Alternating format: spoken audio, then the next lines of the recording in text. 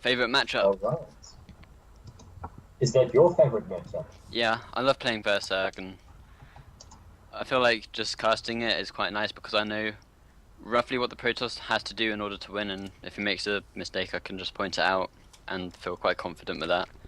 As if it's Yes. like CVT, I'm like, I don't know, the Terran could be overcommitting, but then I don't play the matchup that much. Yes. So I don't know. Yeah, it's a good matchup for me. I like that matchup too. I think there's a lot of room to vary your play in this particular matchup. Yeah. Different timings. Yeah, obviously the Protoss two base all ends depending on the map. But Yonsu, Ali. So we're not doing Belcher anymore. Eh? Obviously the format's changed somewhat, and the Yeah, map is that different. could be worse. I mean, it could be Zelnaga. Yeah, agreed. I mean, uh, I think we can all agree that map is a little bit silly, I guess. But it's yeah, it wasn't a completely silly map. StarCraft, now is a good time to respond, please. roughly what the Protoss has to do in Anytime, I order think to win, and if he makes a mistake, I just can the just point last it out little and feel quite confident with that. loading. As if it's Yeah, like CVT, I'm like, I don't know, the I wonder Terran could be who's because I've overcommitting, finished loading. but then I don't play the matchup We're that waiting for much. someone, I finished obviously. as well. It's Diamond that we're waiting for, I think, and no, your player's loaded up, it's just Diamond. He's like a tiny bit until he's loaded. Oh, okay.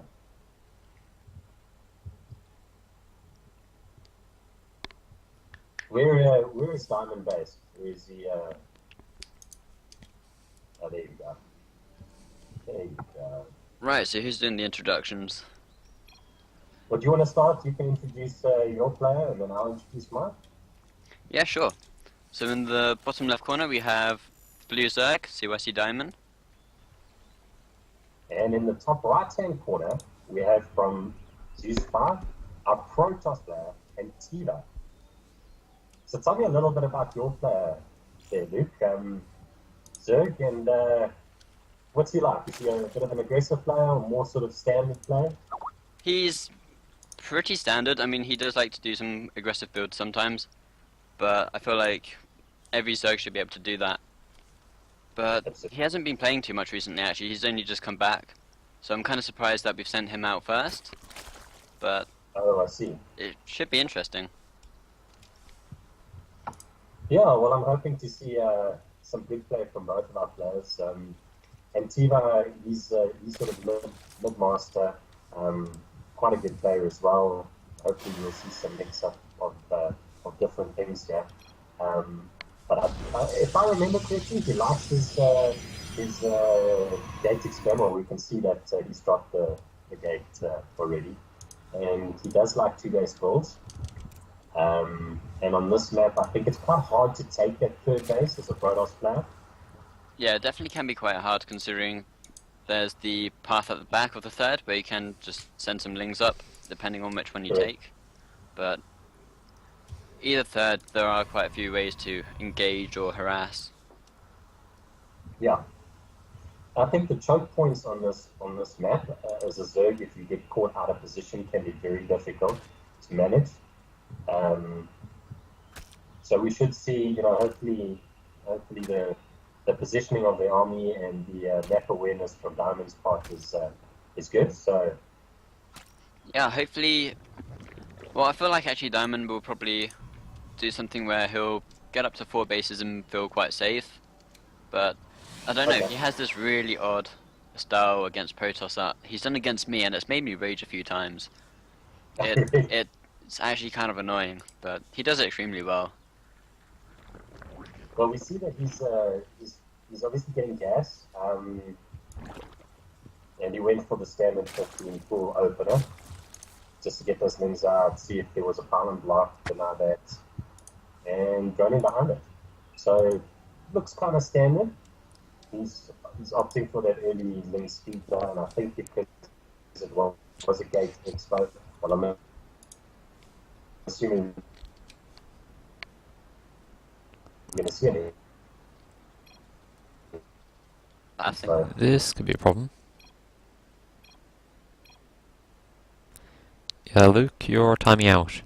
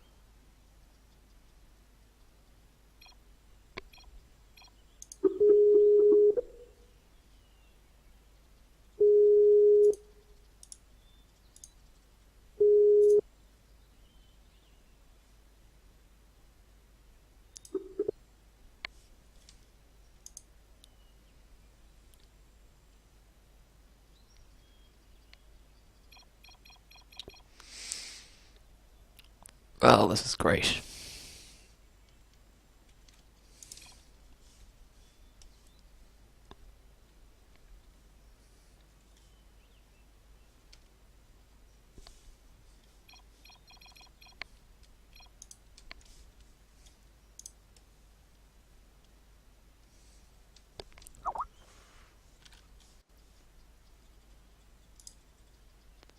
Hello?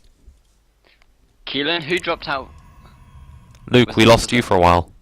What the hell? What's going on with Sky? Are we back? Everyone alive?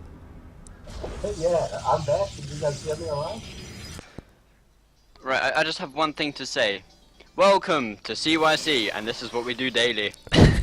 Yesterday we had some huge problems. Now it's me that's crapping out.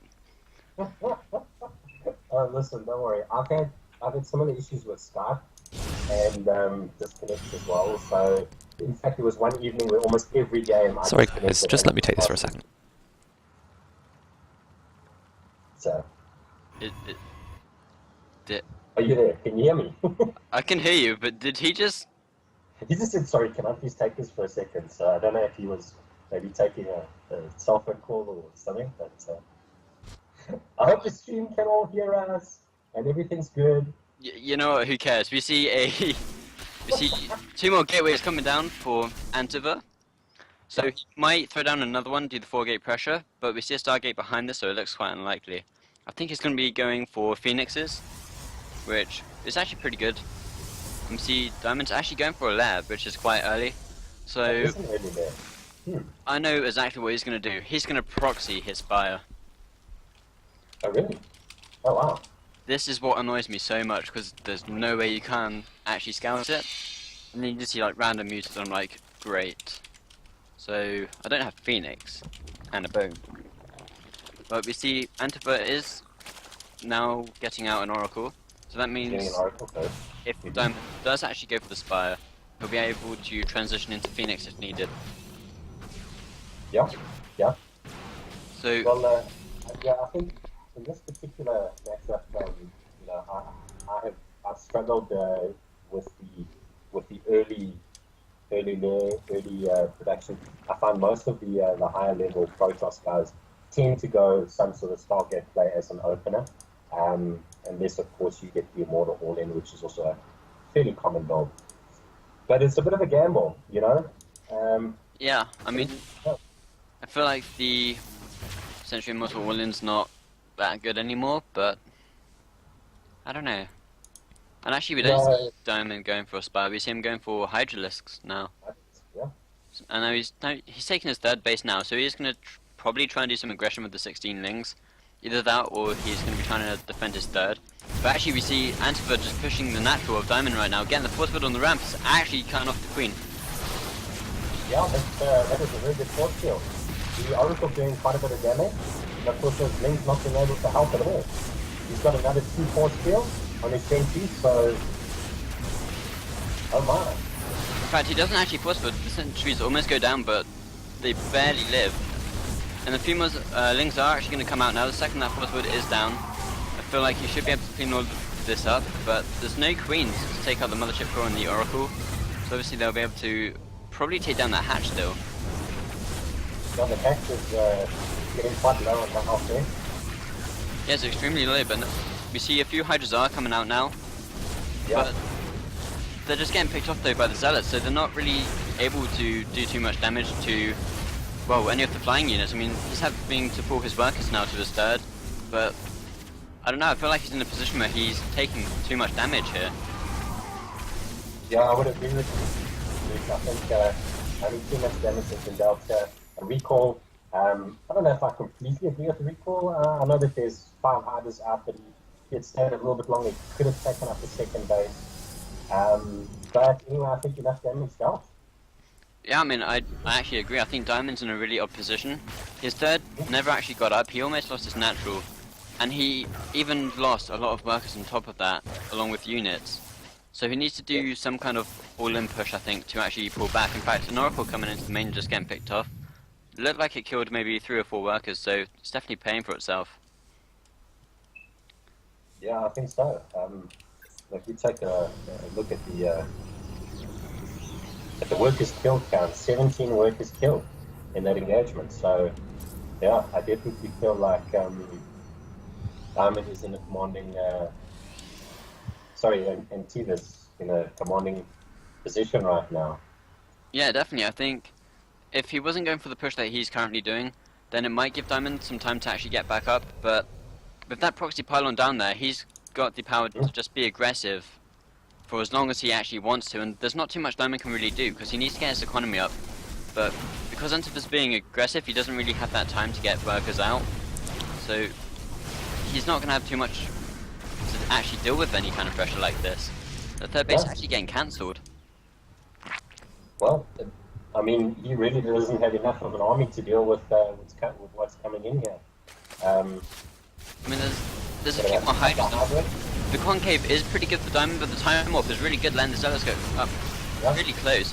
And I actually think Antifa should just snipe the natural right now, just to guarantee that kill, because he could overextend, because Hydras are really, really good, and he even lost Mothership Core, which means he can't recall now. But actually it looks like he doesn't have enough stalkers and Void Rays just to push through. And, oh wow. I mean, Diamond is slowly working down that army, but it's just, the reinforcements are just coming in too fast. I mean, he's now lost his natural, and he's even losing workers now. He can't actually focus down the Void Rays, he just doesn't have enough Hydras. He doesn't, and this is that inevitable time in the game where I think we could call it, and I think Diamond could call it. This is game, as you know, 1 base Zerg versus 2 base Protoss. Not a good situation to be in. Yeah, unless you're Cats, there's not really too much you can do in this position. I think Cats is the only person that's actually managed to come back from something like this. Exactly. Well, So, that cute little comment from Diamond, the sweet babe, and that's GG. But apparently Diamond doesn't think so. But, well, I mean, look, gate expands are common in today's meta, so that sort of early push and aggression should be expected. And I know it's not easy to always hold, but I kind of feel like it's something that needs to be dealt with. And there was an expo, so I wouldn't quite put it down to cheese. I just think early aggression is something that being a Zerg player, you need to be able to deal with, especially maps like that where it's harder for a Protoss to take his third. You've got to expect that sort of early aggression. yeah, And I mean, that push, I wouldn't even call that push a cheese or an all-in. I mean, the Protoss player was on, I think, 4 gateways, so he could have easily expanded to take his third a lot earlier, or he could have just added on more gateways, but he decided just to leave it, and I guess that was enough. Yeah, I think really good play by Antiva. I'm just taking a look at the summary here. He's got a very high APM, known to be a fast player, and yeah, I can see that kind of stopped on the 2 days sort of aggression, but I think he knew that, well, I'm ahead now, and let's just wait to finish it off. Yeah, I think, especially with the early push, he did quite a lot of damage with that. So, in a way, I'm guessing he knew that there was that opportunity where he could have gone for that push, and as we saw, he did. And he did that extremely well, actually. The force fields on the ramp were spot on every single time. Yes, you're quite right, they were. And so just not enough room for, for Diamond to actually come back after that initial push. But good game. I think good game by both players. And, we'll get right into the next one. Have we decided what map we're playing? I do not know. Let's take a look. What maps were details? Okay, so so it's all cool. So does that mean that Antifa's going to be playing the next game as well? Well, if it is all-kill format, then yes, Antifa will be next game as well. Ooh. I didn't realize it was all-kill format, so okay. Nor did I. I mean, apparently, well, from what I understood, you guys thought it was a best of 9, we thought it's best of 7, and now it's all-kill. Like... I know there was a little bit of a mix-up earlier on, just getting the organizational right, so... Yeah, it was definitely quite weird. One sec. No problem.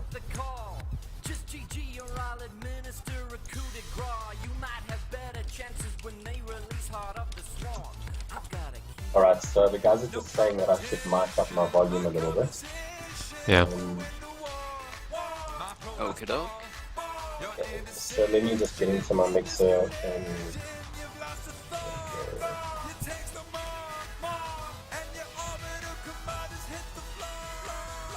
Recording microphone, alright.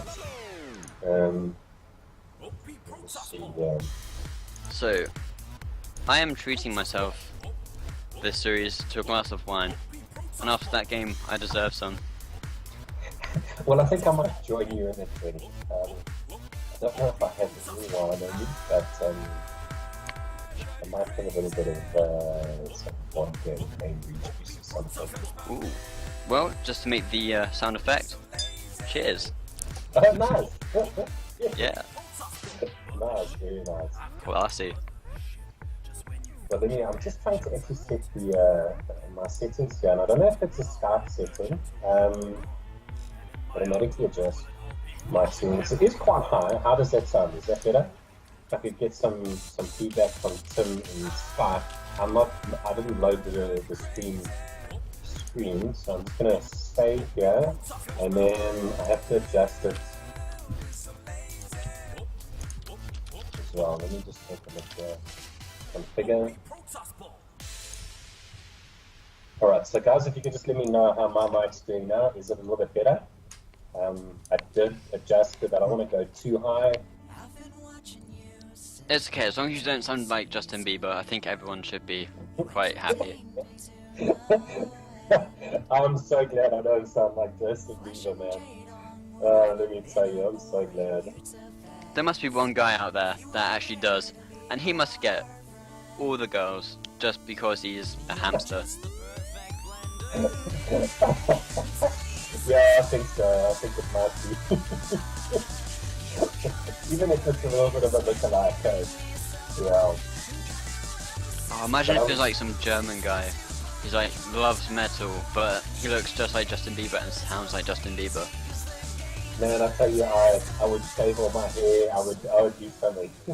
Oh wow. Right, if I shaved off all my hair, I'd actually be so cold at night. It's not even funny, like, I have quite long hair, so yeah. It's like a portable pillow. Oh, nice. I mean, if I wanted to, I could fluff it up and make it look like I'm a singer from the 80s, but...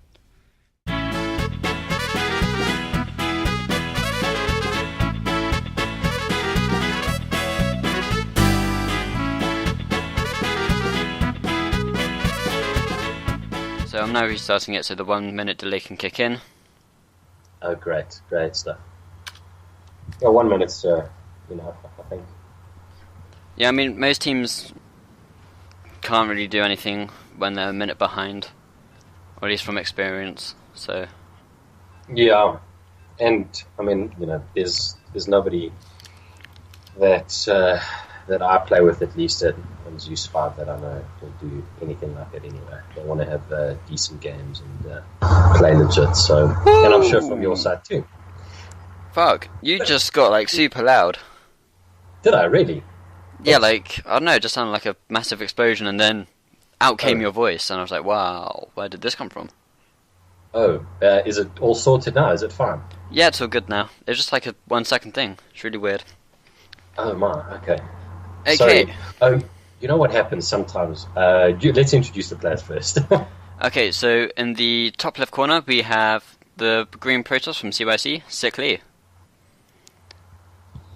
Yes, and then in the top right-hand corner, we have, from Zues5, another Protoss player, Antiva. And the map is Whirlwind. So, what do you think? PvP, hey, Luke? I think maybe some kind of fast-ish expand. Since it's a 4-player map, the odds of finding your opponent super early is kind of unlikely. But if you do find your opponent quite early, know that it's a 4-player map means that you could try and take a risk hoping that they go for an expand. You could do like a blink all-in or something like that to try and just take the game quite fast. But I've seen Phoenix a lot actually on this map, so I feel like that's definitely a potential. I would agree with you. I think some sort of airplay on this map is quite nice. I know that Phoenix is coming back into the metagame as well in PvP in quite a big way actually. I know I've been watching a little bit of Code S, and I see that it's coming back in quite a rigorous form over there. So I wonder, also from my point of view, I wonder how the game's going to change with the Oracle speed increasing, if they do decide to go with it. What are your views on that, Luke? I actually think that, in a way, is just too much, because the Oracle, as it is already quite fast. So I think making it any more fast would be a little bit weird. I mean, there's no actual need for it, I think. Because then it'll be able to outrun Mutalisks, I think. So, I don't know. It's odd. But we see here that both players are actually going for double gasp and 2 workers in each geyser for both players, actually. So, I feel like this could possibly be Blink, but it could also be a Stargate. So, either way, it looks like both players are doing roughly the same build. Yeah, 2 workers on each gas at this point, and so you're quite right, it looks like it's almost identical. I wonder if we're going to see a mothership core maybe out first, and then into some other type of play. Both getting a Stalker. Walk get started a little bit earlier for Antiva. Just a few seconds. Yeah, in fact, he's also started his mothership core quite early. This makes me believe he wants to try and take an expand, which I see why that could actually work. I mean, because he's gone for double gas, he can go for a robo behind this. So he should be quite safe. But we actually see Cyclic is going for a Stargate. I feel like this could be more for Oracles, actually, at the moment. Or, actually, he's adding another gateway. So maybe a Phoenix all-in. Because you can do that. You can do, like... You have 3 gateways and, I think, 4 or 5 Phoenix, and you can just go all in and lift up some units, which is quite nice. We actually see Antiva going for a Twilight Cancel now. Do you think this could be for Blink or DTs? I kind of feel because they scouted each other quite early, I don't think... well, I don't know. I don't know what Antiva's sort of field is on this. I'm thinking it's going to be a Blink play. I think Blink on... There you go. There the Blink starts. So, and what's quite nice is you can actually transition into DTs as well, after an expo, if the game goes into some sort of mid game. It's quite nice to have that option to throw down a DT shrine. So, yeah. In fact, we've actually seen Huck do that before, which is quite nice. And, in fact, Antifa's actually going for a robotic spear as well. I'm not too sure why he's going for that. In fact, he does build a gateway and then cancel it and then rebuild it. Maybe that wasn't a gateway. Maybe I'm seeing things. Maybe it was a cybernetics core. But that's a little bit odd. We do see he has a file. Oh my god, English not working. He has a forward pylon, and he is actually going to warp in a stalker now. This oracle in Antiva's base.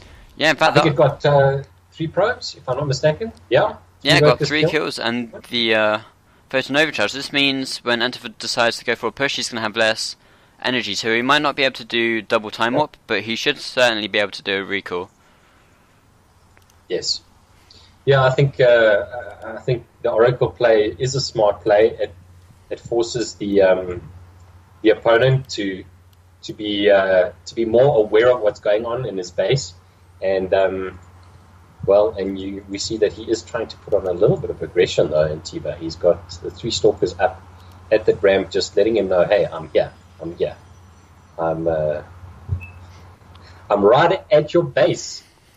Yeah, in fact, I feel like there's a chance for him here. I mean, there's 2 zealots. Well, not 2 zealots, 2 stalkers and a sentry, but the Void Ray is actually almost going to go down, and he does blink away without losing a stalker, so very well done.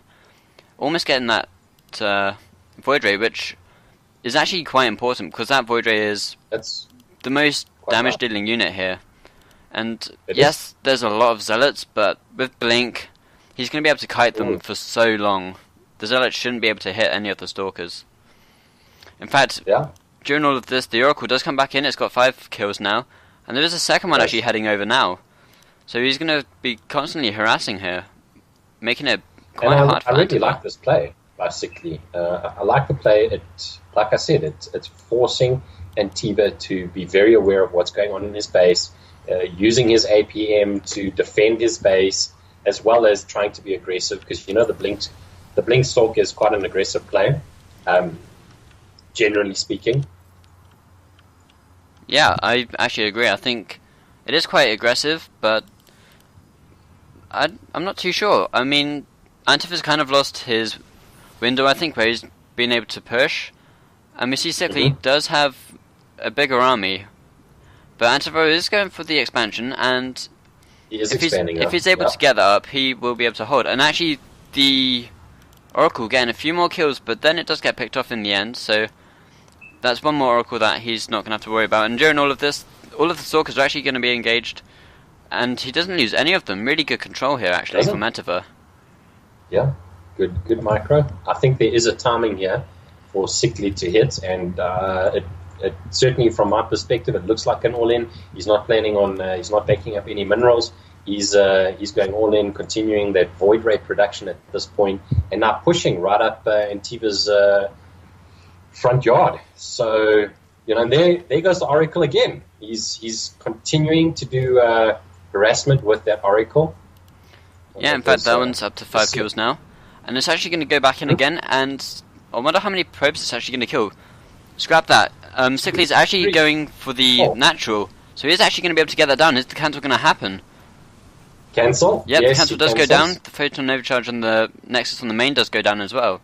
So, yeah, Antiva's in kind of an opposition. I mean, he's up against Stalkers, Zealots, and Void Rays, and obviously Void Rays are really good.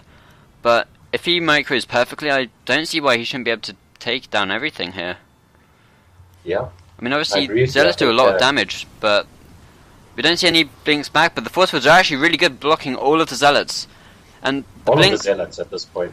In fact, the blinks are actually pretty damn good. He's able to do a lot of damage and keep most of his Stalkers alive here, but some of them getting trapped on the way going up the ramp. The way back up. Yeah, I kind of feel like Cyclic is in a more favorable position at this point. Still 4. How many Void Rays? 4 Void Rays that are, and he loses Mothership Core. It's quite a big loss. It is quite a big loss. I mean, you really want the Mothership Core just in case if Cyclic does want to go up into the main and just be a bit more aggressive. I mean, the Photon Overcharge will help out a lot. But we see he's actually going to be expanding behind this, so he's going to be trying to just take a economy lead and play it out macro style, but I'm not too sure. Antiva keeps trying to poke, and that time he did unfortunately lose a Stalker, but I'm not too sure if he's going to be able to do too much. I think he needs Storm against the Void Rays, and just against everything else, since it's all going to be quite clumped up. But he can't really do that on one base, I think. Yeah, I kind of feel that at this point, between the Oracle harass and the aggressive pushing up front, Cyclic's been able to really deny most of the aggressive play. Yeah, in fact, that force field on the ramp is actually really good. It managed to stop most of the units getting in, so he had some time to try and focus down the Voiders, but Cyclic's just going absolutely ape and just killing most of the Stalkers, and all of the probes are actually stuck behind a perfect force field. And Antiver, once again, he played extremely well. His blink micro was actually really good, but Cyclic was just, I mean, GG raise or skill raise. I mean, I guess there's not that much you can actually do against them. Yeah, it's a very strong build. That what I liked about Cyclic's build in particular is, what I've mentioned before, Luke, is the fact that he quite an aggressive build by Antiva, and the Oracles forced Antiva to keep some of the Stalkers in his base, and constantly have to be aware that, hold on, there's potential threat, for Oracles to come in and do damage, and just picking off 3 or 4 probes here and there caused Antiva to focus his APM and be constantly aware that there is that potential threat of the Oracles coming into his base. So I think, from my perspective at least, what I saw about that build that I really liked was that Oracle play from Cyclic, and I think that's one of the reasons why that was the winning factor. Yeah, I mean, he killed, I want to say maybe 10 to 15 probes, and obviously that takes a lot of minerals out of your army, especially that early. So that, because all of the minerals cut into his army, he wasn't able to have as much to actually defend. So Cyclic, showing why he chose his name Cyclic, because he's fucking sick. So we'll be getting into the next game. I'm going to mute me and say your name. Sorry, my name, Fearless. So Bryn. So me and Bryn will be back name. when the next game is starting. So thank you for staying tuned. If you want to, follow. But we will be back in a minute. Just a minute. So we are now getting into game 3. Which... Yeah, and the current score is 1-all. Yeah, it's 1-1 currently. So it's still anybody's game actually to take. I mean... Yeah, it is. We haven't seen anything that's just really like super one-sided apart from the first game. But I don't know, I feel like that was just perfectly done actually. I mean, your player, I think, just executed that really well. He really did. And Tiva was just saying earlier, in our chat, that PvP being not one of his best matchups, but PvT and PvZ, very good. And so we saw. I mean, yeah, we saw quite a good game there with his PvZ. So in the bottom right corner we have Cyclic for CEST, and in the top right, who do you have? Top left. I was going top right. I thought, am I on a different map? wait, what did I say? Top left or top right?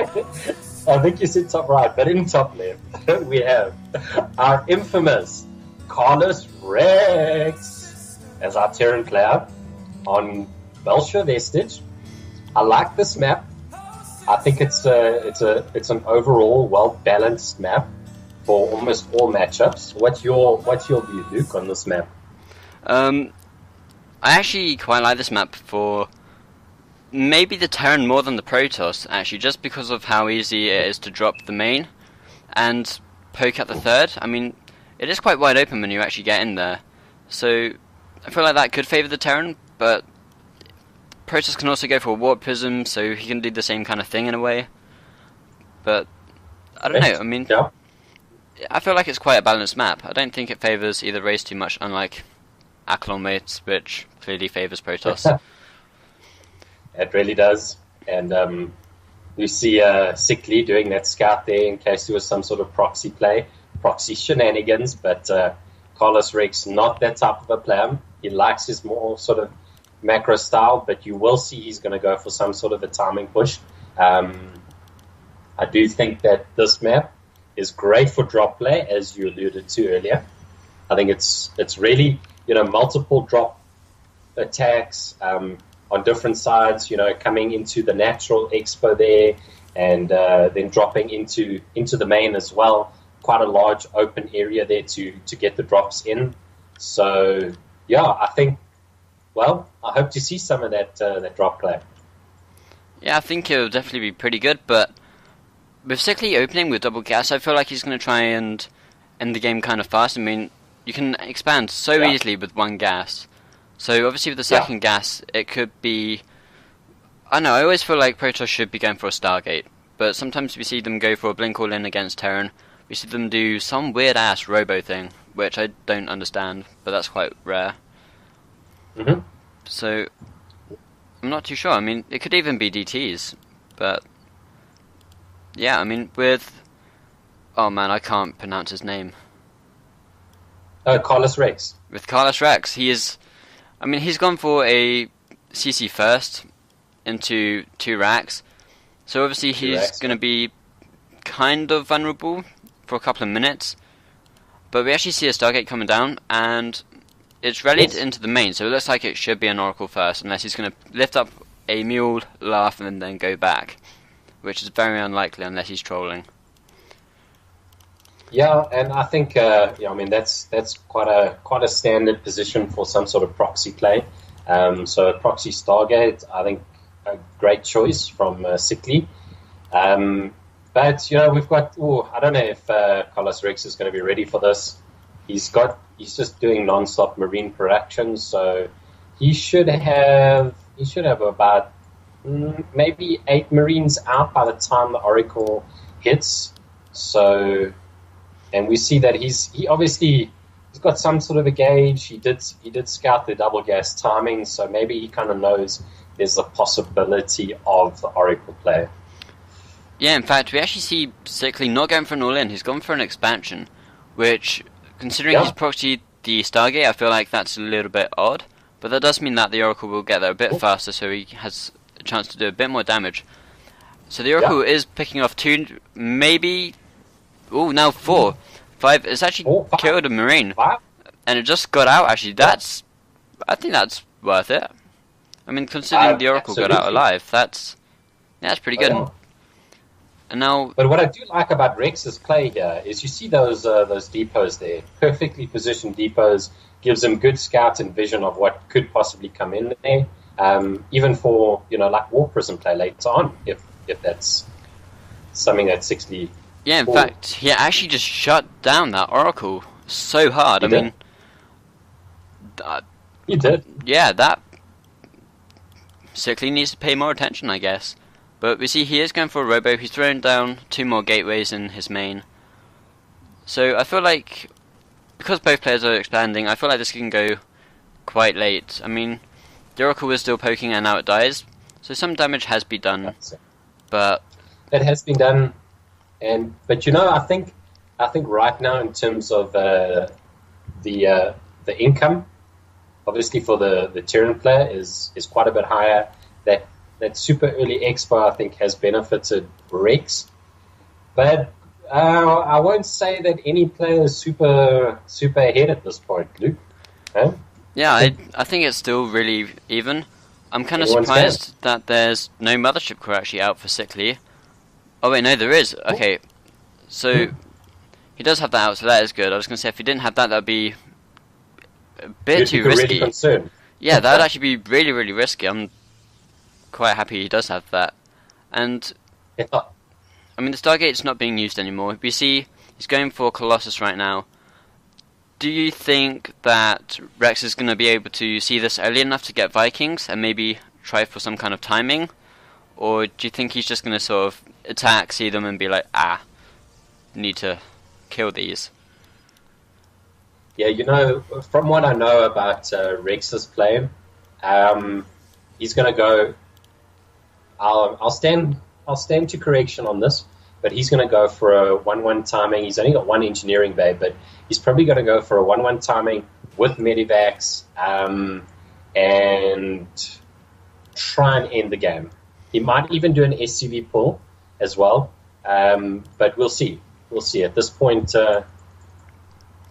it's a little bit hard to tell. I kind of feel like...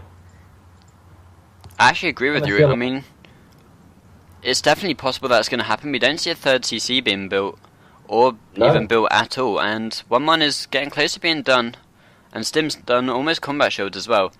But there's no Medivacs out just yet. Obviously, he's swapping the starport now with the factory.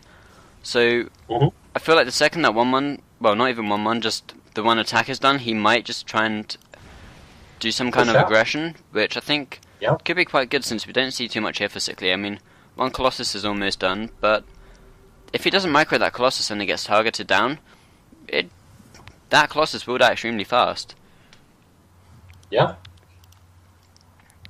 In fact, Rex is actually going to go for a CC now at his third, and he's floating the factory now, so he is going to be scouting with that to try and deny the third from the looks of it.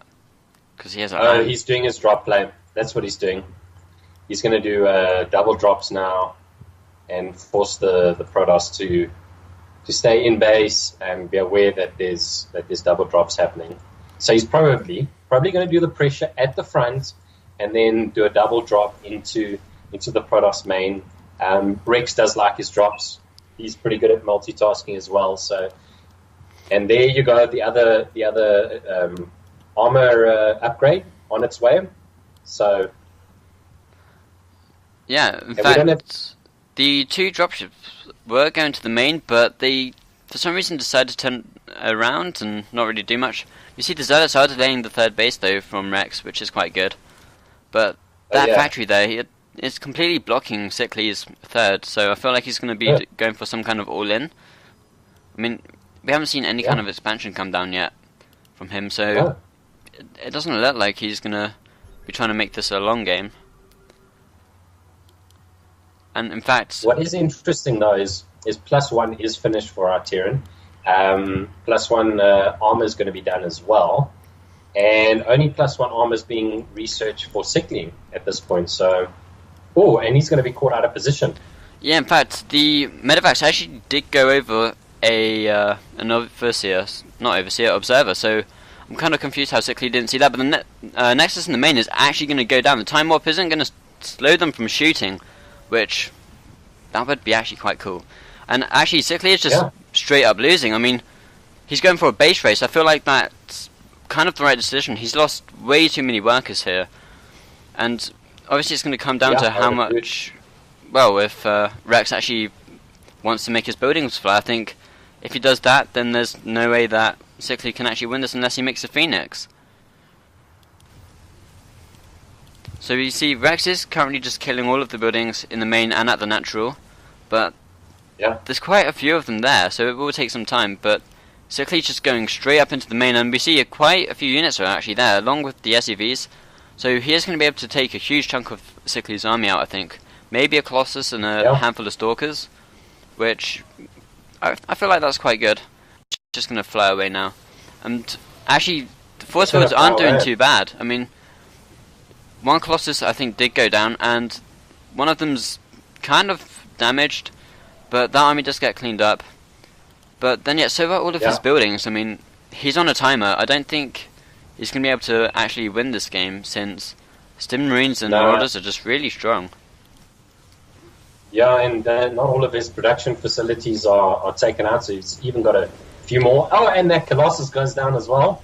So, yeah, in fact, Cyclic is actually just not really staying on top of his micro. I feel like he really needs them Colossus. I mean, he can build a base inside Rex's base, but without all of the Colossus there, he's not going to be able to really hold that much pressure. No, he won't. And bearing in mind that Carlos Rex has got two bases, one orbital, and the other one he can quite easily make into an orbital. He is landed, so he is mining at this point.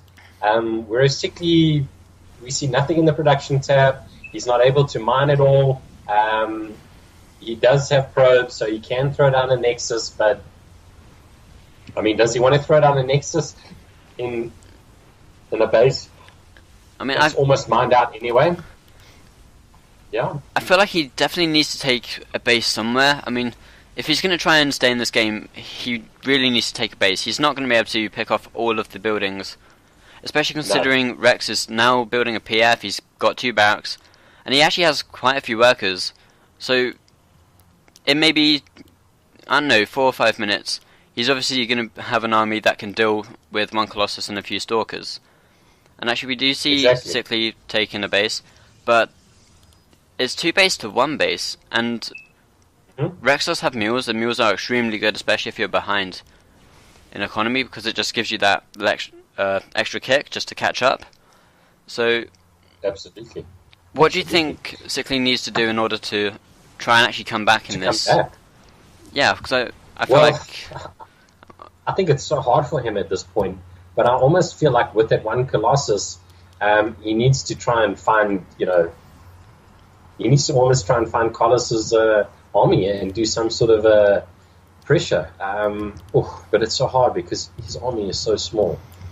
And if you take a look at Carlos Rex's force here in the middle, I think, and he's sending out just a few Stalkers and Zealots. No.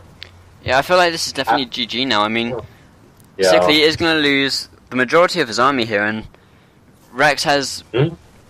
I mean, he has quite a few units, to be perfectly honest. He's not done a bad job of keeping them alive. And no matter what Lee does, I mean, he can attack 1 base, but then the other base is always going to be there, and it just means that Rex can counterattack and just kill that 1 Nexus. And that's if he just doesn't want to engage the army, but both armies are moving towards the middle, so...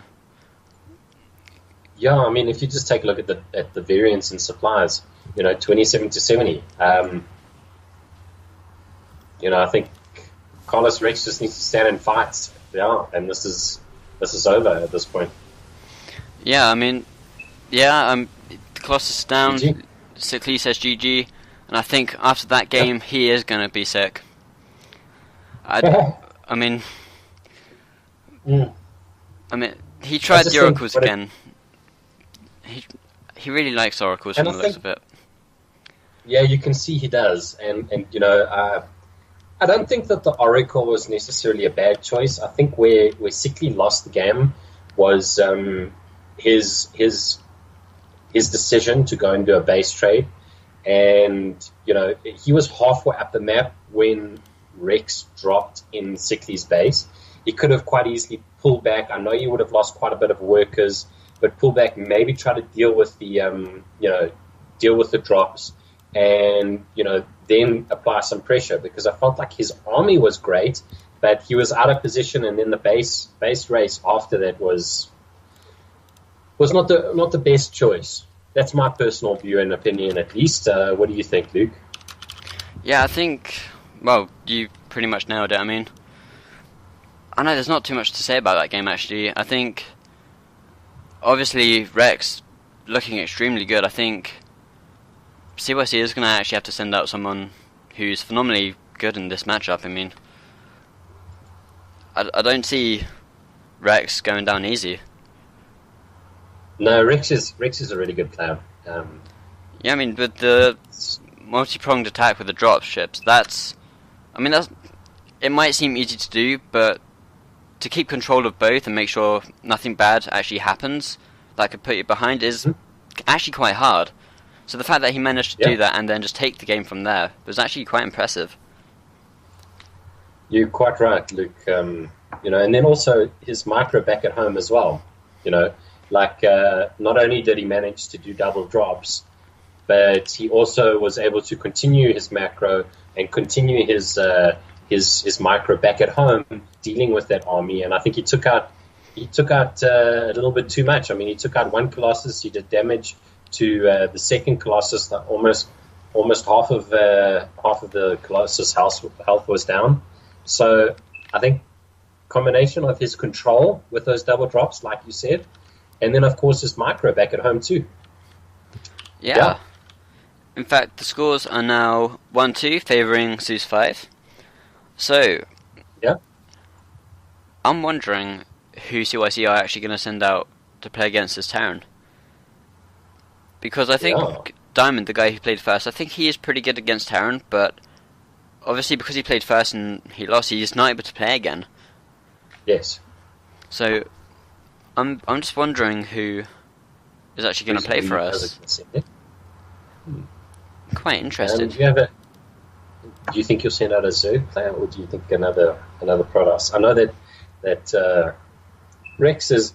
I mean, either way, I think it's a bit of a hard call because Rex is a really solid player, and so I think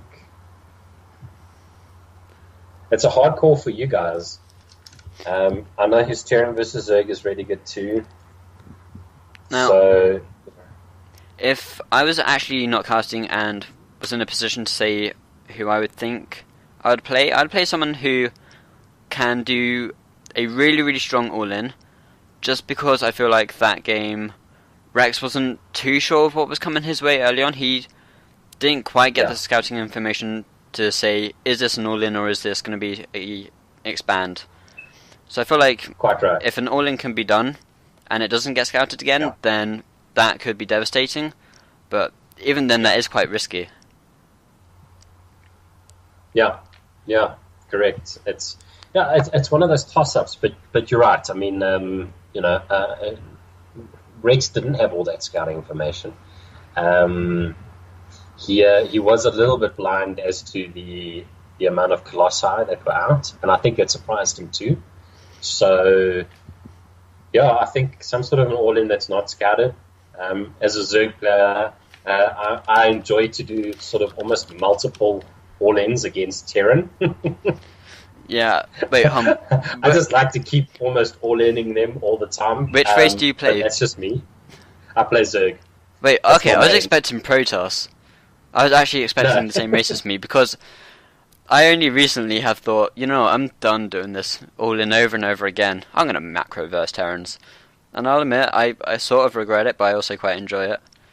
But if you can get to a macro game against the Terran player, the mid to late game, especially the late game Protoss, I think is much stronger against Terran. You got Storms, Colossus, Void Ray, and Terran's got Ghosts and positioning, maybe at his advantage. But I prefer the. I think Protoss is more favored in the late game than Terran is in that matchup. Yeah, I actually agree, but sometimes it also depends on maps. I mean, sometimes the map can favor a Terran, just depending on how the minerals are sort of laid out, I guess, because if they're close to the edge of the map or there's like some space behind the actual base, then you can do a lot of drops. Yeah. This year, well, this is one of those maps, I think. Yeah, I think you're right. I can't actually disagree. So, that's the wrong corner. In the top right, we have CYC Zox, who I was actually sort of expecting to come out, since yesterday he played really well against a Terran player. Oh, really? Okay. So this should be a good matchup. And then in the bottom right, we have, from Zues5, Carlos Rex as our Terran player. Yeah, I think this particular map is good for multiple drops. Just purely because I don't think that a Protoss player can, unless it goes to mid game or late game, and they can start throwing down multiple observers and get a good scouting path around the map. These positions, though, I kind of feel the actual position might favor Protoss a little bit more. Yeah, I actually kind of agree on that. I mean, it might sound weird saying that, but because of the short rush distance, it could lead to maybe an all-in, but Zox does tend to have quite a macro style against Terran, and most races in general, actually. So I see this being quite a long game. Yeah, I think so. And because, Terran, in order to drop and do sort of, some sort of harassment play against the Protoss, I kind of feel like, the angle at which the drops have got to go in order to get to, where the third base would maybe be taken if you're expanding away from your opponent, and then of course your natural. You've got to really send your drop ships around to get to do some sort of multi-pronged attacks, So yeah. Well, let's see. Maybe Rex will decide to go for some sort of two-base push like he did last game. We'll see. We'll see what he's got in store for us. Yeah, it looks like he is going to go for a repo opening, so he is going to be able to scout early on exactly what he needs to know. And he might also be able to pick off one worker. I don't really see more than one going down normally. But Zox actually going for the Sailor first, which is surprising. And actually, he does lose a worker, so that is one down already. But he's gone for a Nexus actually really, really early. But he's got the Mothership core building. He's got his second gas coming down, so I feel like he's in a pretty stable position. Rex now getting his expansion as natural. Scouting the wrong way, but yeah, it's unfortunate. It is unfortunate, but I guess, he saw that probe at a fairly early time, and, he thought, okay, well, I would guess that Rex is going to scout. No, he goes cross positions first. Surprised. I would have thought that he would have immediately gone to directly vertical, but he didn't. Yeah, I mean, normally if you see a early scout, they're going to be to the bases closest to you. It's never normally the furthest away unless they're literally scouting to throw down some kind of proxy. Which I feel like it's kind of weird doing that, but it can pull off. In fact, in this map, I don't know. I mean, I haven't seen too many proxy builds on this map. Although, I have to actually take that back. I've seen proxy 2-gate builds on this map. Actually, believe it or not, with the super early scouts, and then in the actual main base. I don't know if you can see, but there's Terran vision there, where the Terran just they don't do buildings over there, and I have seen some 2-gate all-ins here. Yeah. In fact, actually, Rex I feel like he's playing kind of greedy. He's going to be taking up and go instantly for a starport, and he is getting some Widow Mines out, so he's going to be doing some drops from the looks of it, which obviously can do a lot of damage, but Zox is building a Observer, and he is getting a Forge, along with some more gateways. So he shouldn't take too much damage as long as he actually sees the dropship coming in. But even if he doesn't, if he doesn't spot it for at least a second, he could lose quite a few probes. He could. And Rex did drop down that money scan there, so he saw everything that was going on, and he's doing a push out here with quite a few Marines and 2 Widow Mines. I quite like this play, to be honest with you, Luke. I like this aggression because at home we've got a sentry, a stalker. Where is the mothership core? Okay, it is in the right position. Good. Yeah, there is the mothership core and another stalker, but with the Widow Mines there, he could lose basically his whole army. I mean, he has to be extremely careful there. In fact, okay, the mothership does actually get the photon overcharge. I thought he wasn't going to get it down. That would have actually just been GG. But actually, quite a few workers are going to go down here, and Rex is playing this out perfectly, lifting up and going straight into the main. Lifting up? And he is going to actually focus down the mothership core, so that's going to be really, really useful. And that's a big one. It looks like he's just going to lift up and go home. I think he saw the Warp Prism come out there, so I wonder if Rex is going to be ready for... No, he's got a couple of Marines, and that's all she wrote. Wow, so Rex here is going to have to pull some of his workers to defend, but there's only 2 Zeds been warped in. I feel like he should be able to take care of that quite easily, but we do see one worker going down, and now the Marines are coming. But the Warp Prism's going into the main, and during all of this, there is that dropship in Zox's main, and he's just going to go straight up into the mineral line and hopefully take out some more workers. And that not mothership core, Warp Prism is actually being forced to go away now. And we see Zox lost what looks like 1 or 2 probes, and then the mothership core's... Oh my god, I keep calling it a mothership core. Oh, the Warp Prism. Nope, that time I was looking at the medevac. Oh, the medevac. Okay. Everything that flies is a mothership core. So it's going to be the skill mothership core, the GG core, named after the GG Lords. Oh man. I kind of feel like both players at this point, you know, the macro slipping a little bit. We see 1,000, well, 1,200 minerals banked by Zox at this point. Yeah, I'm actually really surprised. I'm wondering what he's going to be going for. I mean, I'm going to assume he's going to go for a third, throw down a bunch more gateways, try and get Storm, and then go for a push. But with all of them minerals, he's really not doing anything with them. I mean, that's money that could be more gateways, or more zealots, or more stalkers, or even more probes, Absolutely. But I'm not too sure. Well, and you know, the longer you bank up minerals, you know, unfortunately, this is just the nature of the game that, you know, you just limit what's available to you and your options so drastically that, you know, you could have walked in another 4 zealots, you know, you could have had another 3 stalkers additionally, you know. Yeah, I mean, he could have had a much bigger army, I definitely think, but yeah.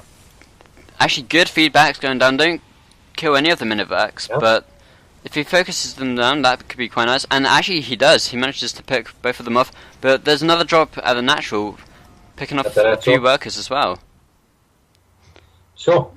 This is actually very impressive play from both players. The macro has been, well, I'll say Rex's macro has been a little bit better than the macro for Zox at this point. Yeah, I mean, still see quite a lot of minerals banked. I know. I mean, we saw they did go down in the end, but I'm gonna assume just because of all of the aggression, he wasn't able to micro and play quite macro at the same time. But yeah, because Rex can, obviously, it's gonna help him out in the end of things.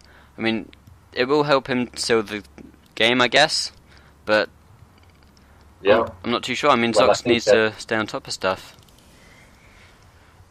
And I think what I do like so far is, you know, we are sitting with +2 armor from Zox, with only +1 at this point for Rex.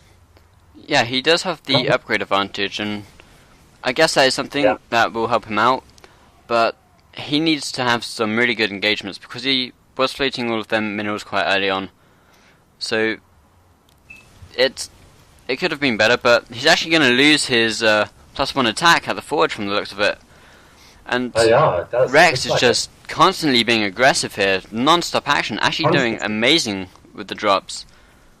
Yeah. I mean, if Zox isn't paying attention for a second, he could lose so many probes, and oh my god, the feedbacks almost get that medevac. That is so close. Oh man. So Zox is losing a few more zealots here, and he isn't actually using his Warp Prism at all. I mean, he could be harassing the 3rd base, but he's choosing not to. And the medevacs are going to get away. So just barely, they just barely get away. We see the one sitting on 8 health. I know that thing is so close to just being dead. But we see here, Rex is actually just going to keep on being aggressive. He's moving his army out to the middle of the map again, and he's got Ghosts on the way, or at least the Ghost Academy. I'm going to assume that's what it's called. I'm going to go with that. Ghost Academy finished. But he hasn't started any Ghost productions. I don't see any Ghosts on the field at this point. So, you know, we've got how many Templar? Ooh. He's got a few Storms there. This could be quite dangerous. Rex, got to dodge those Storms. 4 Storms have gone down. Well. In fact, the splitting from Rex is actually goddamn perfect. He's actually able to keep the majority of his army alive while dealing quite a lot of damage still. And he is actually going to stim all of his army, go right up into natural, which is somewhat risky. I mean, all of his army is basically red on the health bars. But, oh my god, he's actually going to get the natural nexus. He's going to get it. He's going to get the nexus. Oh, good job, Rex. Good job. Phenomenal play here, actually, from Rex. I mean, he's going to get the robotic spray, he's killed the natural, the feedbacks go off, but they have no damn energy. I'm actually surprised so much at how well Rex has actually been able to keep up with the multitasking. I mean, see here, he's got 4 Marines, 5 Marauders, 2 medevacs building. So this guy is just not slipping. All of the probes are going to go down now at the third as well. I think this is basically GG. I mean, Sox just fell apart at the end. I mean, both players opened up pretty damn well, but Rex's control and just multitasking is phenomenal. I feel bad for Zox. I mean, he must be hating life right now. He must be. I mean, you just take a look at, he's got, what, how many mining bases at this point? He's really only got his main that is mining. Yeah. And it's almost out, I kind of feel like he could transfer those probes to his third. But we see an engagement there. In fact, Zox is able to kill a few units, which will be good if he decides to keep on being aggressive. But Rex does have his army kind of split up, so I'm not too sure what Zox is going to be able to do here. I mean, he will lose his third base for sure, but I don't know. Should he be aggressive? Should he try and defend his third? What do you think? Because no, I think I think at this point Zox is not in a very good position at all.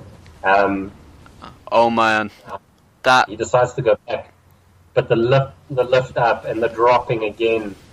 Man, I feel like Carlos is just out multitask.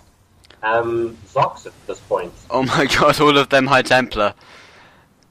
Oh my. So we see the third base does actually go up, so Rex was actually being quite nice, but Zox did also give him 2 free High Templar right here. So they're kind of giving each other Christmas presents in a way, like really early Christmas presents, which is quite nice. Yeah. It's good to see we don't have any Hydras in either team. I mean, Hydra, good player, but and actually, 2 Archons and about 3 or 4 Zealots do go down as well. And the Storm's pretty good, but the Splits are even better. Oh my god, this guy is a Baneling hero. Yeah. Wow. The Storms are going down, and the Marauders are slowly dying to the Storms and Archons, but Rex just keeps on being aggressive. Like, behind everything there's a drop. Yeah, he's got the drop that's gone into that main. And now he's got Ghost Sight on the field, and I kind of feel like there's not much that Zox can do.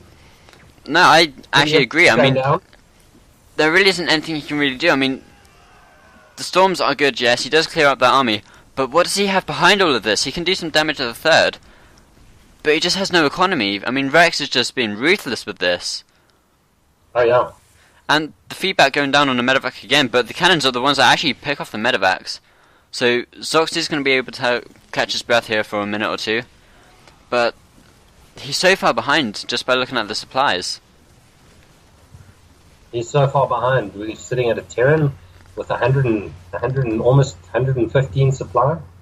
This is a Protoss that's sitting on 47, and really that supply is mostly sitting in probe production or in probes. Right now we have a couple of Zealots and wow, like 4 High Templars. I mean, I'm actually wondering, what would be better in this position for Zox? Would it be Colossus? Because obviously you can just 1A, but even then, Rex has been engaging just absolutely perfectly. I feel like even if he went Colossus, there's still nothing he could really do against this. Yeah, I feel at this point, Zox is too far behind to actually recover. We've got a 4-base Terran. Well, actually, effectively 3 mining bases. His natural's almost mined out too, but he's going to have 2 fully mining bases and it's more than double the army supply. I don't think there's any recovery points. Yeah, I mean, he's going to lose his third now, but Yeah. I don't see what Zox can do here. I mean, he's trying to make something work. An EMP does go off on 2 of the High Templar and a few Zealots, and some Archons are being thrown in now, but there's just too many Marauders here. I mean, you can storm them, but it's like a sentry, it just tickles them. It doesn't really work too well. And Zox going down the GG, and beautifully played by Rex. GG. Very, very well played. That Rex actually has some of the best splitting that I've actually seen from a non-professional. That's actually insane. Very good splitting by Rex, and you know what I really like about Rex's play as well is his multitasking, his drop play. Like I mentioned earlier, but in particular we saw the power of multiple drops on that map. Even with Zox's cannon, I don't know if you saw the cannon by the third base, and I like the positioning of that cannon. I think really good decision there by Zox to place that cannon, but just so much aggression and continued harassment by Rex. I really think that it was just his constant drop play, constant aggression that won him the game. Yeah, like his multitasking is actually amazing. I mean, there was not 60 seconds where Zox was not being dropped during any of that. Just constant dropping, constant pushing. Rex was all over the map, and just there was nothing that Zox could really do. Yeah. Do you think this was maybe down to the fact that he had too many minerals banked up at the start, or do you think there was something else? Yeah, I do feel like his sort of mid-game play there, when, you know, like we both mentioned, that he was sitting on 1,200 minerals. I kind of feel like that cost him. If he had thrown down, you know, 4 gateways and Expo immediately, you know, it could have helped him. I do feel like at that point it was the tipping point for him. So, you know, Zox just wasn't quite able to get up to the same supply as Carlos. I do feel that was probably the tipping point, in my opinion, where he was floating about 1,200 minerals, and it could have been used. And then, of course, as you know, I mean, you know, as a Protoss player, you've got those rounds of warp-ins that if you had an extra 4 gateways, you could have, in the time that, you know, he could have had maybe another 2 rounds of Zealots warp-in, you know? Yeah, I mean, that would have been, like, what, maybe 10 more Zealots? That definitely would have helped him hold, and at least maybe have the Zealots in places where he could be dropped just to try and help defend with all of that. But absolutely, we saw that he wasn't able to keep on top of his macro early on, but he did slowly get on top of that, but maybe it was just too late. I feel like it was. I think it was at a critical point in the game when too many minerals were being floated, and that's just my personal view, at least. I think Zox almost kind of knows that, and look, you know, defending multiple drops against a Terran is not an easy thing to do either. You know, Luke, I kind of think that Zox did do a good job considering how aggressive Rex did play. You know, he had the right positioning with his pylons. He had the right positioning with cannons. He had quite a few observers. I mean, but yeah, I do think it was just that tipping point there where he had a few more gateways down, a few more rounds of Zealots walked in. It could have been a game changer. Yeah, I actually agree. So, Keelan, how are you, man? Doing alright. I've now set up my other scenes, so if need be, I can play StarCraft videos, or I have the music set up as well, so it shows a little album art and everything in the background. Nice. So what you do right now, we could have Tempo's Grandmaster or the Void Rays video playing just there in the stream. Yeah, that's pretty cool, actually. The score now is, I think, I should update that. 3-1. 3-1 to them. Yeah. Their Terran player, Rex, is actually fucking phenomenal. He's actually so good. I'm actually really surprised. I mean, from what we saw yesterday with Zox and PvT, Zox is really, really good. But he just fell apart. Like, he got torn into tiny little pieces and got made to look silly. It's like me playing a GM. It's like, it just doesn't work. Wow. So that stream should be live. Go on stream. Load your video. Yep. Stream's up now. I wanted to get the players that are playing now. I still have Diamond and Antiva up there. It's Carlos Rex and Carbine. Carbine's on our team, Carlos Rex on theirs. Fine.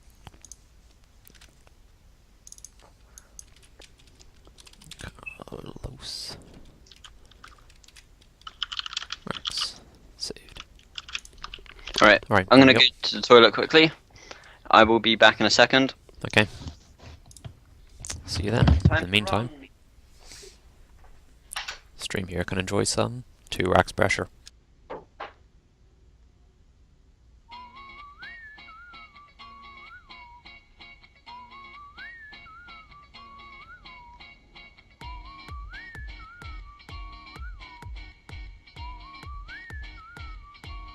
Started the game, hand steady, there's gonna be pain. I'm ready, opponent's Protoss, no chance of loss, my new tactics boss. I wanted control, so I moved in. Alrighty, I'm back. And I still win, you say it's okay. Luke's just gone for a second. I tell you to leave. Yeah, maybe a toilet break, I think. Probably. I think 2 glasses of wine. I'm only on my 2nd drink, so. I'm on my 4th. Oh, nice. Oh, nice. What are you drinking? So we've got Luke that's drinking a little bit of wine. I'm doing guava and vodka, and you are? What are you drinking, Keelan? Oh, water. Oh, Keelan. Keelan, that's just not right on a Saturday evening. That is true, because I'm already getting things a little bit mixed up as I'm going through the wine. I wouldn't say I'm drunk. I'm definitely getting close to tipsy. Yeah, I'll say that I'm also not quite on the tipsy level yet, but I think after this drink I might be there. So I'm assuming we are watching Keelan's viewpoint then. Yep, that's what I'm doing. So in the middle of the map, at the top, we have CYC Carbine playing as the Blue Zerg.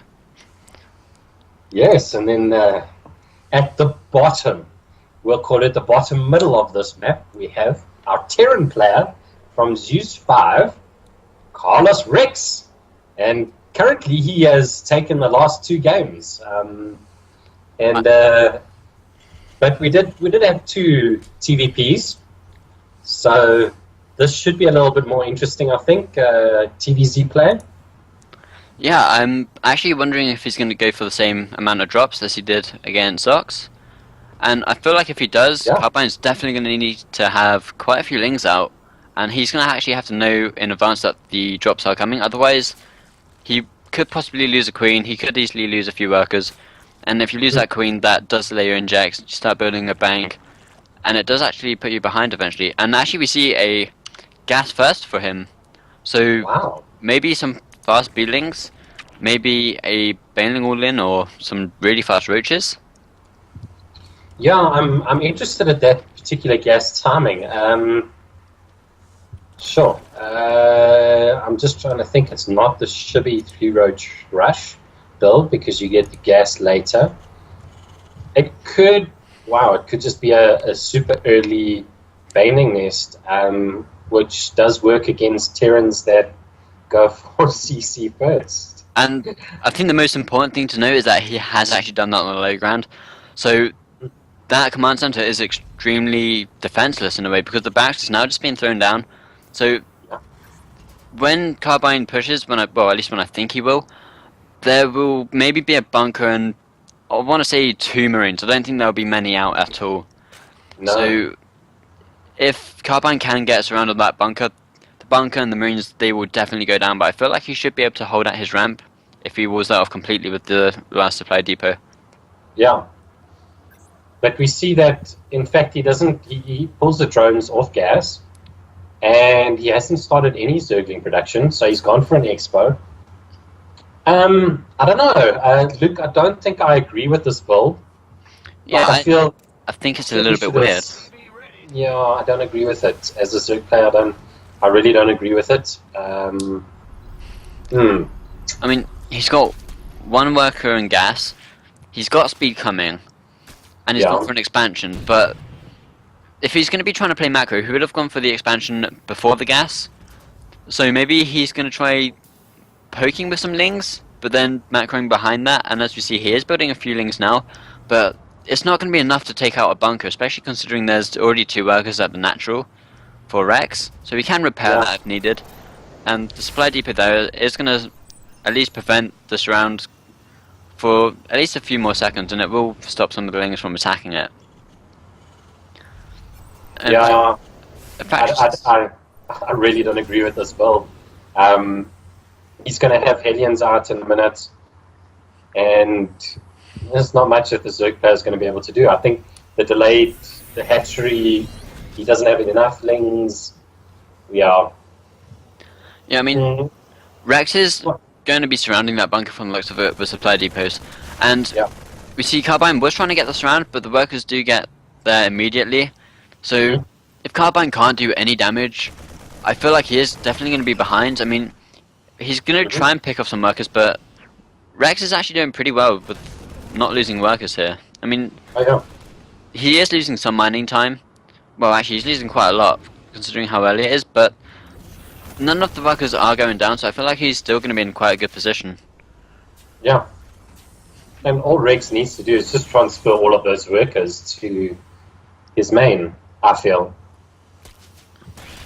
Yeah, I mean, he has some workers there, but I feel like if you moved all of them, then maybe it would slow him down, but... Yeah, you could have moved all of them, except for a few to, obviously repair the bunker. In fact, a few drones actually go in there.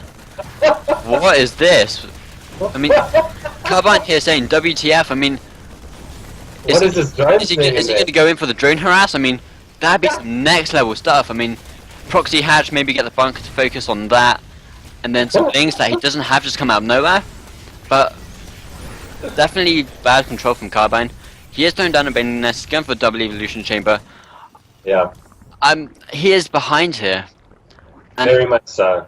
There's no way that you can look at this and say that he's not behind. I mean, Rex is ahead in supply as well, and in this matchup, that's not the best position for a Zerg. I mean, if he gets some really good Baneling hits when a Marine push or something like that does come, he could do quite well, but at the start his economy is just not where it should be right now.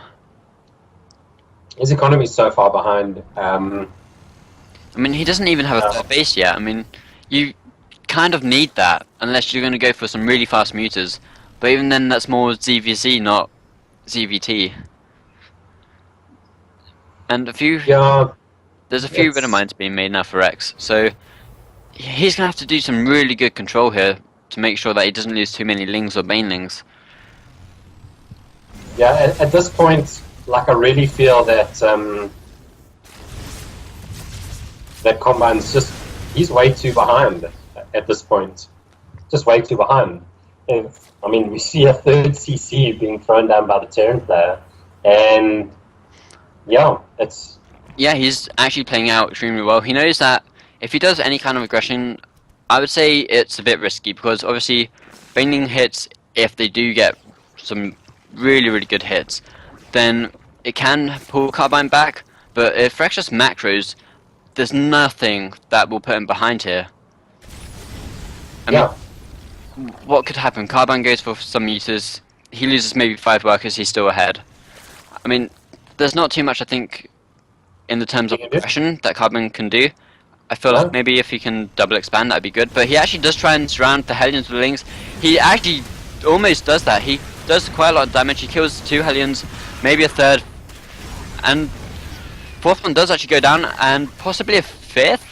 I mean, he's done quite well clearing up these Hellions, but I feel like he needs to do a bit more just to get back into the game. He needs to double expand, I think, or at least he needs to do something extremely ballsy, and just play extremely safe here. Yeah, his expo's going down now, and he's opted for to go for Aspire at this point. And well, let's see. You know, is he making another Baneling Nest? He's got one in the front, and I see another Baneling Nest in production. Perhaps that Baneling Nest went down. I mean, it's wow. not at the wall anymore, so unless How did it's that happen? I don't know, but Oh wow! I mean, there's no way the Hellions could have killed that, so maybe he was building it and he cancelled it, just thinking that he could do the minerals earlier, I guess. But I'm not too sure. I mean, Rex is now taking his third base, and Carbine doesn't even have his finished. I mean, he's going for meters, so there's the chance that he can do some damage. But I don't know. Rex is just playing this out really well. He's behind in upgrades, which maybe Carbine can.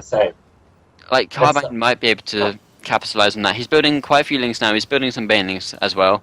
So maybe he's going to try and do some aggression.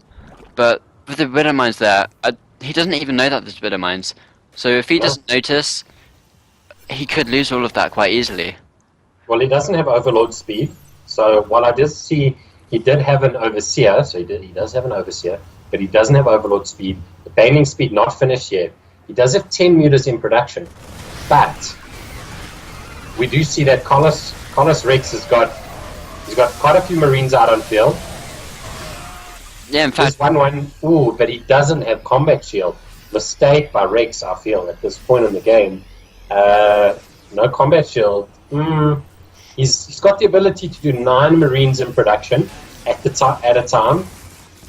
Soon, with another 2 barracks coming on board, so I do feel like in a very short space of time, he's going to have some serious production facilities, and you don't want that sitting on 2 base as a Zerg. I mean, he hasn't even saturated his third yet.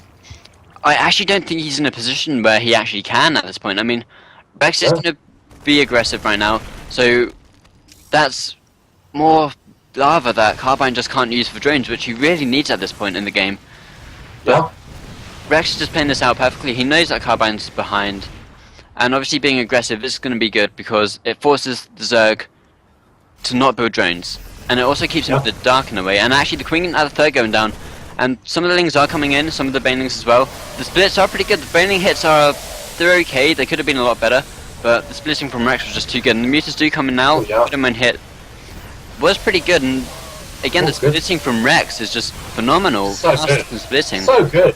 And I mean, Carbine looks like he will be able to clear this up, but Rex does have some more reinforcements backing this up. So he does. Carbine cleared up the first wave, but he could deal with the second. Yeah. He was just too far behind. Unfortunately for me, as a Zerg player, that opener was not the best choice. I really thought like Carbine was going to go for the one base sort of Baneling bust, kind of all in. And I feel if he had committed to that Baneling nest early, kept the drones on, that Rex wouldn't have been able to deal with it. Even if he had one bunker with the 2 supply depots, 2 Marines in it, 4 or 5 Banelings would bust it down and kind of open up the game to him. I felt, at least. Yeah, I actually agree. I mean, we saw right at the start of the game that Carbine did go for some Lings, but he didn't get any Banelings. But I feel like if he did have them Banelings there, he would have been able to bust down that bunk. He would have been able to clear that up and maybe force a lift up at the natural. Correct. He would have been able to kill quite a few workers there, which would have helped him out. But he just didn't seem to want to be that aggressive, which is kind of weird considering the opening he went for. Yeah, the opening to me was so surprising. Against a Terran player, you go for what was it? Was it like 13 gas or 14 gas? Yeah, Just taking a look at the build, it was super early. Yeah. Yeah, 14 extractor into 14 spawning pool. I mean, Sure. it's definitely quite weird. Definitely, if you're gonna go for an expand behind that, but I'm not too sure what he's trying to do there. I mean, it looked like he was trying to be aggressive, but he just couldn't do anything because Rex was just playing that out pretty well, keeping all of his workers clumped up on a mineral patch that was in range of the bunker. So, I mean, I don't know, there wasn't too much Carbine could have done. I feel like he would have needed Combine Harvester to harvest a lot more minerals. Yeah, I'd agree with you. That's it. Really, what it boils down to me, was that opener just was not an efficient opener against the Terran build. I was expecting more aggression from Carbine. So, yeah, I think that's where he lost it, in my opinion. Just the opener. He didn't do enough damage. And, I also kind of felt like Carlos Rex could have, his decision-making early on, he could have just moved all of his, except for maybe all of his workers to his main and just completely still had a main saturated, with his bunker in place and two workers there. But he did well nonetheless, and his macro afterwards was just impeccable, as it normally is. And then his splitting, I think that splitting at that engagement was also. I have to commend Rex on his splitting. I really must say his splitting and just army control throughout the whole series was just top notch. He actually couldn't have done any better, I think. But I don't know. I mean, he's literally just taken that for his team. I mean, it's 4-1, so Zues5 now won that, meaning COIC is now in the lower bracket, and Zues5 are going to be going on to play another team. I'm not too sure which team that is, but hopefully they'll take that game as well, that series as well. Well, I'm hoping so. Is that still happening tonight, or is that happening another day? I think it's weekly. Like one of them's happened every week, at least as far as I know. But I'm not too sure. Okay, no, you might be right. It is weekly. This is a new sort of tournament, so I wasn't sure whether it was going to happen. Maybe they do it every other day or so. Actually, that would be pretty cool. Like, I wouldn't mind like a tournament running, especially clan tournaments running sort of every other day. Yeah, I think it'd be quite nice. Yeah, I just don't have people are always on, in time for. Sometimes people during the week can't play, so. Yeah, that is true, but yeah. So I'm guessing this is the end of it now. So yeah, I guess so. If you want to help support COIC, follow the stream, and that'd be great. Is there anything that they can follow your team on, like Twitch or Twitter or Facebook?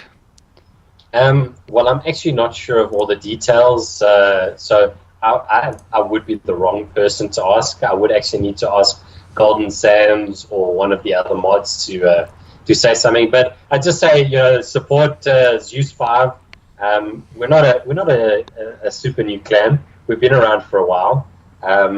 We do have a website, but it's not some of the functionality. We are wanting to get sort of the Twitter and Facebook up and running as well. Okay. I don't actually know if we got Facebook up. I need to find out. That's my bad. That's just my bad. In that case, do they have anything that they can follow you on, or do you not do anything like streaming or anything like that? I'm actually getting back into casting at the moment, so when I get my site up and running, then I'll let you guys know. But I'm just getting back into it, and I'm just going to see how often I can do it, because I think part of the casting functionality and the commitment that viewers have should be, somebody that is also committed themselves. And so I've got quite a busy November coming up, and I've got to see what happens then. So I'm not even going to advertise at this point, but I've enjoyed casting with you, Lou. So thank you. like, honestly, if you want to cast again, sometimes you vibe with people and you got a good flow, and I think we had a good flow as well. Yeah, I mean, it's pretty good. We spoke about the game quite well. We made some jokes, or at least... Yeah, we had some fun at it as well. It was good. I think it was very good. So thanks very much for casting, my bro. I really appreciate it. And I look forward, anytime you want to cast again, just message me, let me know. You got me on Skype. Just, let me know. I'm very keen to do it again. Yeah, it sounds awesome. Cool. So, this has been TLC vs Zues5. We shall be off. Thank you for tuning in. And keep drinking if you have anything to drink. I highly suggest it. And keep going. It's a Saturday night after all. Oh wait, sorry. Before we end. Okay, we got Facebook.com Zues5 Esports. There you go. Golden Sand just sent it through to me. So if you are watching, you'd like to support us, Facebook.com /Zues5. So that's ZEUS5 Esports, and you can follow us there. So thank you. Awesome. Thanks very much, Luke. Appreciate it, man. You're welcome, man. Keep well. All the best. Woo! Cheers, buddy. I'm so confused. I still don't know if you're like half Australian. Like, it's weird. It says Africa, and then you sound Australian. South African, bro. Through and through, man. It's so confusing. That is, don't worry, I get that a lot, so.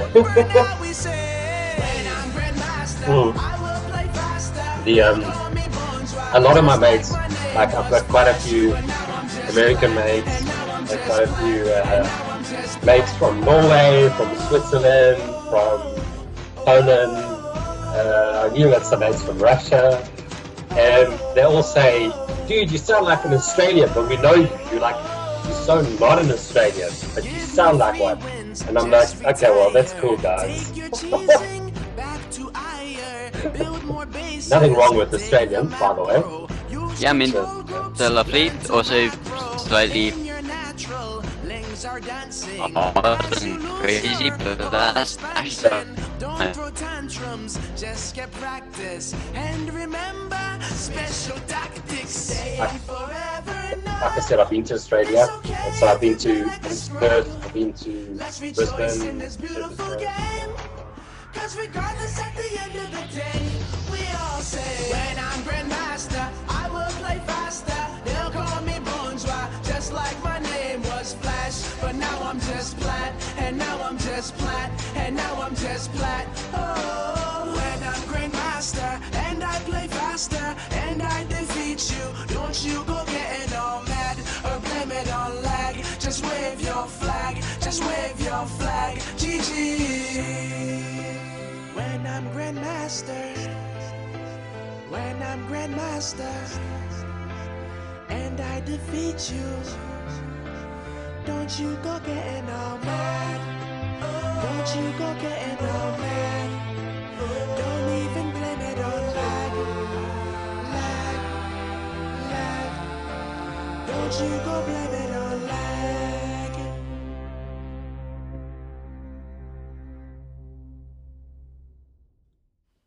That's all, folks.